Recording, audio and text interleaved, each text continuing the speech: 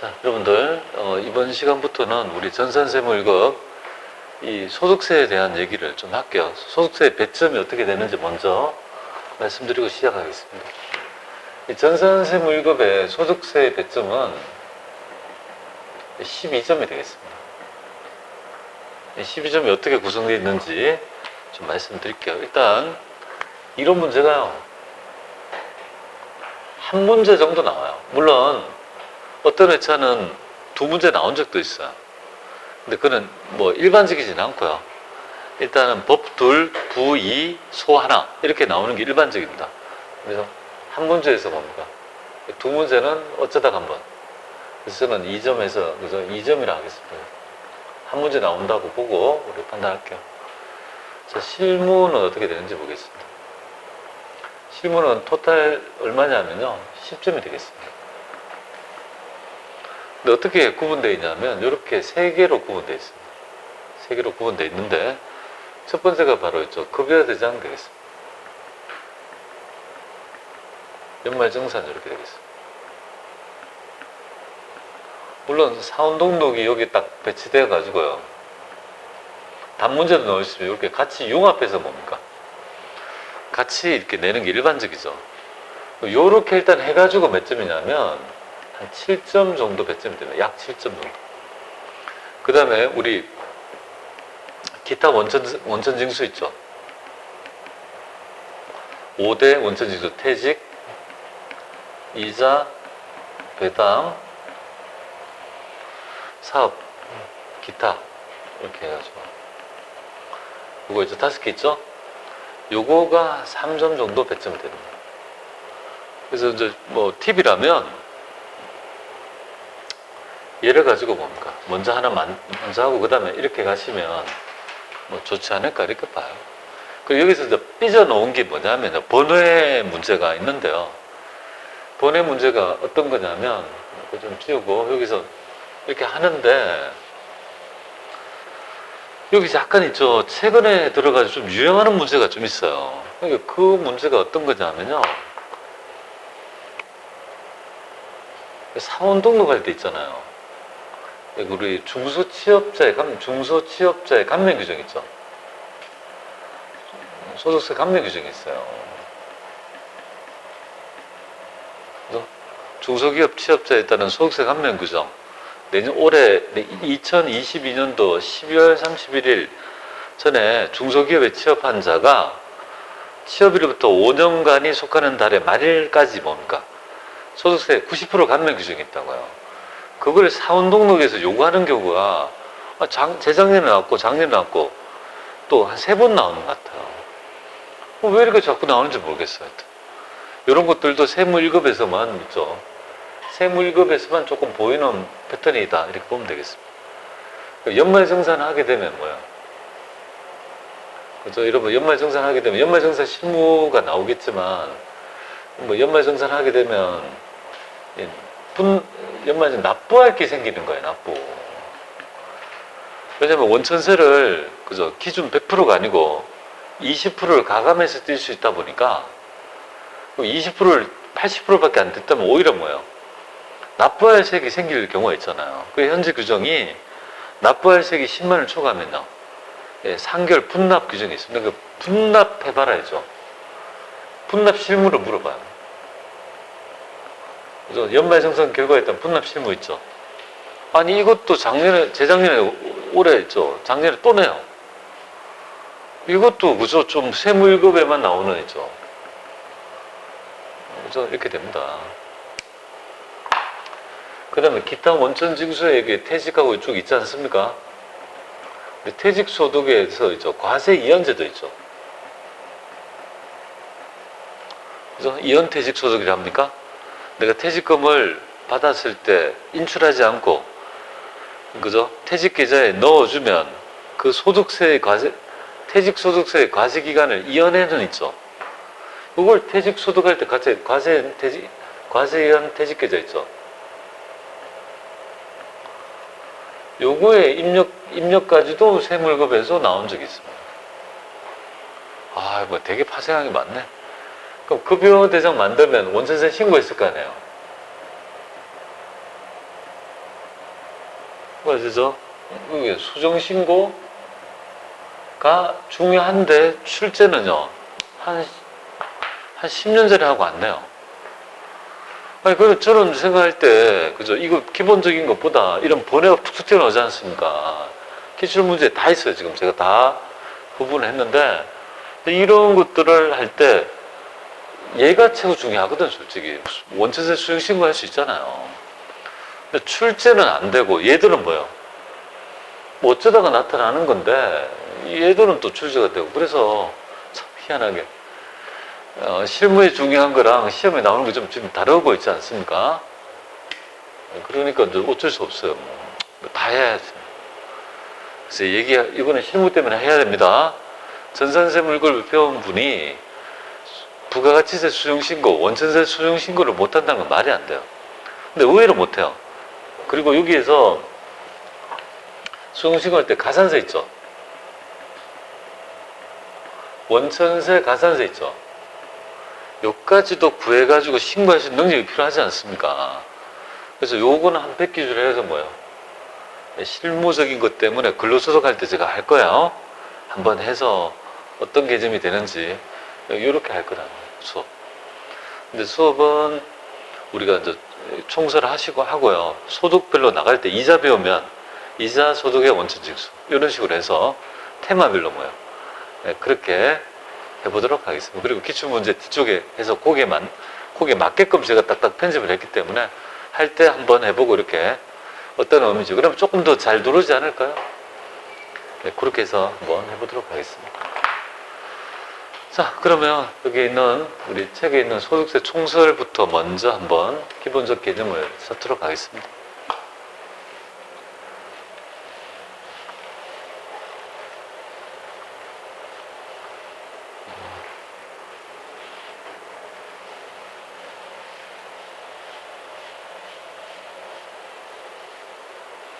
자, 소득세 정의 한번 볼게요.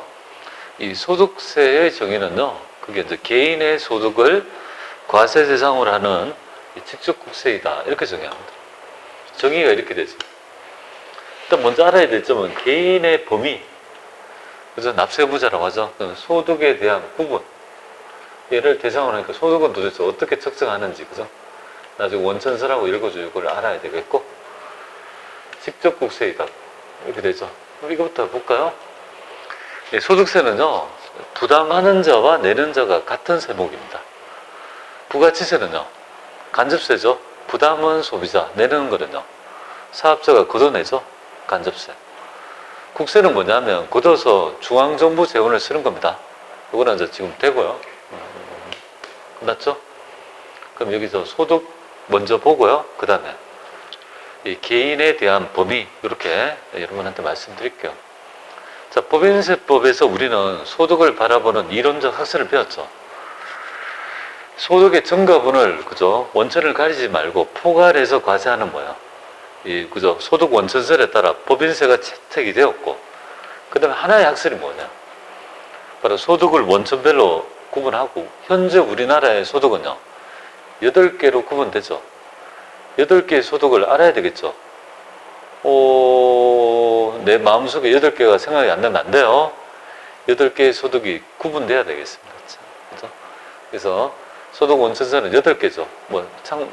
여러분들 이자 배당 사업 근로 연금 기타 퇴직 양도. 앞에 두 문자 따서 어떻게 합니까? 이배사 건전기 태양. 그렇게 익혔죠. 이자 배당 사업 근로 연금 기타 퇴직 양도. 8종의 소득으로 이제 구분하게 되고.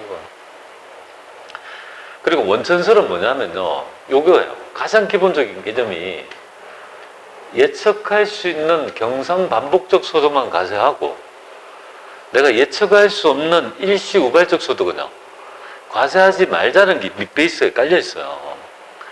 그러다 보니까 이쪽 소득세의 소득은요, 소득 원천설은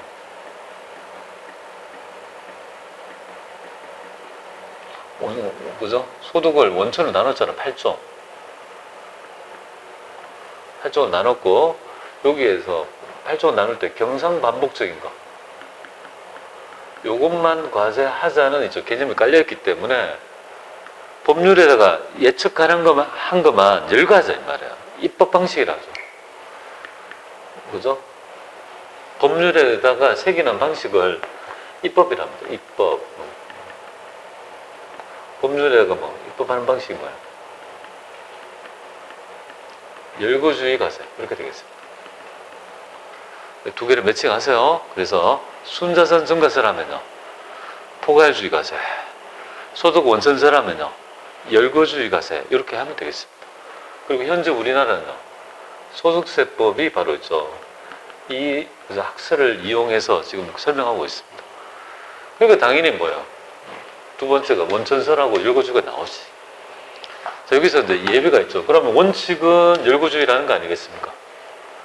근데 이 그죠, 소득을 축출하는 과정에서 자꾸 신종 뭡니까? 신종 그죠, 예상치 못한, 열거하려고 했는데 열거하지 못하는 이상한 소득이 자꾸 나타나는 거예요. 그럼 어떻게 되냐면 열거주 된 것만 과세해야 되는데 열거되지 않은 이상한 게 나와서 소득세를 다 빼먹으니까 도저히 안 되겠다.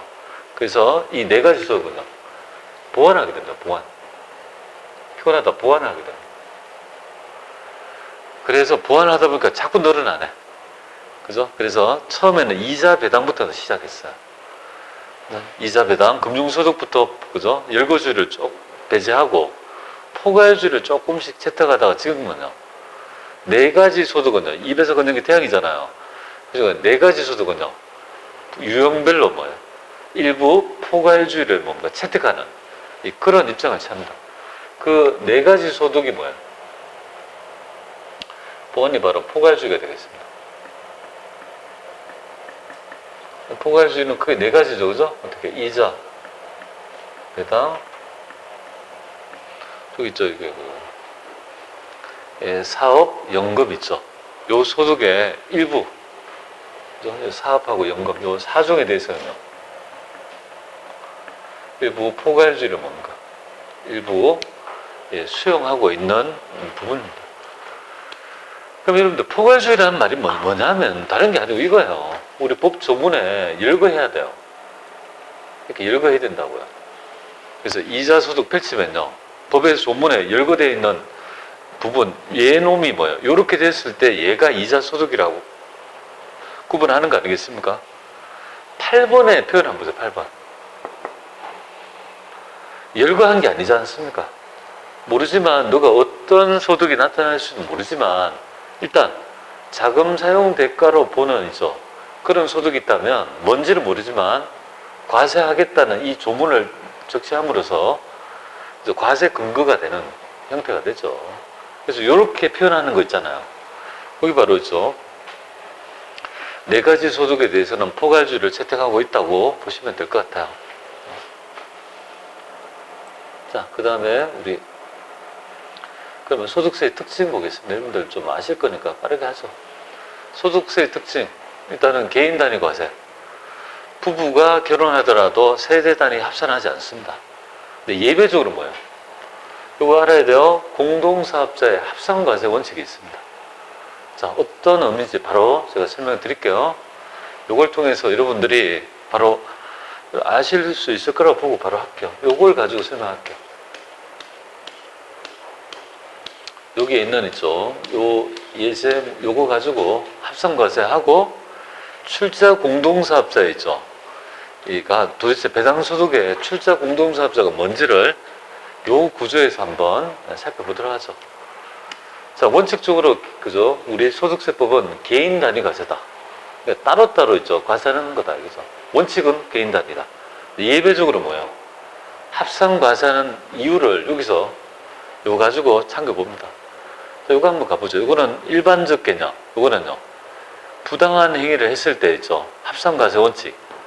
이거 같이 한번 보겠습니다. 자, 지금 주목해야 될 점은요, 여기에서는 홍길동이가 주인공이고, 얘는요, 그 다음부터 얘가 이제 주인공이다. 김철수가 주인공이다 가정할게요. 김철수가 퇴직합니다. 회사에 잘 다니다가 퇴직해서 사업을 하려 해요. 근데 자본이 1억이 필요해요. 자기 그죠, 배우자한테 돈 얼마 있어 하니까 1,000만 원 있대요. 자기 돈은 7천. 1억이 필요한데 그럼 이전에 비지 않습니까? 절친인 홍길동이한테 있죠. 근데 홍길동이는 S전자 뭡니까? 임원입니다. 잘 나간다, 그죠? 너무 잘 나간다. 곧 부사장이 될 몸이다, 이 말이야. 자, 그 정도로 잘 나가는 친구가 있어. 그래서 돈을 빌립니다. 그러니까 홍길동 입장에서는 돈을 빌려달라 하니까 이유를 들어보니까, 뭐야? 아이템이 너무 좋아. 그래서 이게 역전합니다. 내가 돈을 빌려주면 이자를 받아야 되는데, 그러지 말고 내가 투자를 할게. 그러니까 출자자로 있죠. 출자를 할게. 이렇게 된 거야. 그래서 A는요, 좋아, 해. 이렇게 돼서 결국은 세 명의 출자를 이렇게 해서, 그죠? 이렇게 사업을 시작한 거예요. 근데 외관을 주식을 표창하면 어떻게 됩니까? 지분을 나눠가지고 주식을 발행해서 내면 주식회사가 되죠. 근데 얘는 지금 기업이 뭐야? 개인 기업 형태를 띠는 거예요. 그러니까 주식회사가 아닌 거예요. 개인 기업인 거예요. 그래서 이런 조사를 동업하는 개인 기업을 다른 말로 뭐라고 합니까? 공동사업자라고 합니다. 그래서 세금계산서 받다 보면요, 대표자의 이름에 홍길동 외에 이명 이렇게 돼 있는 거 있죠. 세금계산 받을 때 대표자가 외 1명, 2명 이런 것들이 개인 기업인데 공동사업자란 말로 이해하시면 되겠습니다.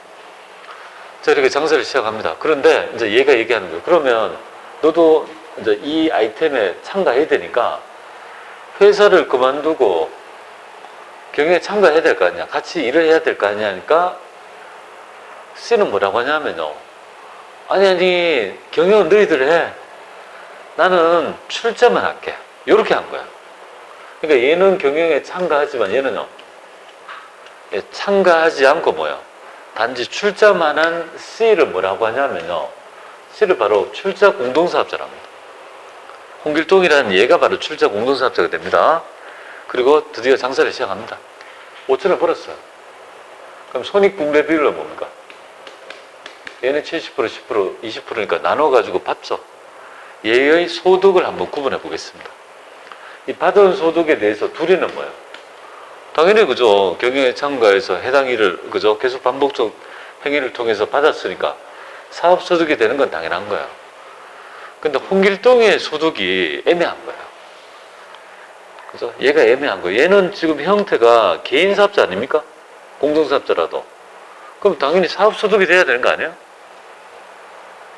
그런데 이걸 사업소득으로 보기가 또 애매한 부분이, 얘는 그 행위를 계속 반복적 행위를 한 것도 아니고, 근데 배당으로 본다? 배당은 열거되어 있는 법 조문의 개념은요, 내국 및 외국 법인으로부터 받는 배당이어야 돼요. 이게 법인입니까? 아니잖아요. 그러니까 이게 배당이라고 하기도 애매한 거예요. 그 당시에 법 조문에.